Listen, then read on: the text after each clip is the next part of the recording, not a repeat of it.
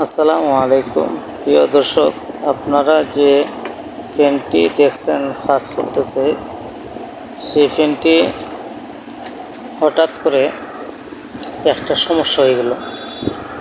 সমস্যাটা হইল যে ফ্যান যখন সুইচ দেওয়া হয় তখন ফ্যানটা চলে না, শক্ত হয়ে বই থাকে। এই ফ্যানের প্রবলেমটা হইল বেয়ারিং এটা গেছে, যার কারণে এই সমস্যাটা হইতেছে।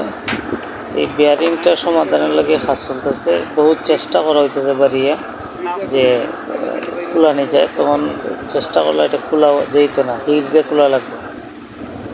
তখন তারা এটা হিট ওভার লাগিয়ে দিলে, হিট থেকে এখন আইসে দেখেন হাত দেওয়া যেতেছে না, প্রচুর গরম। এটা হিট দেওয়ার সাথে সাথে অটোমেটিকলি তার যে জয়েন্টটা ছুটে গেছে, ঝামেলা নাই।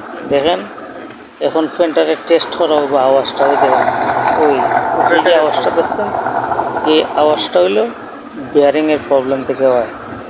যাই হোক, এটার বিয়ারিংটা পাল্টাই দেওয়া হইল।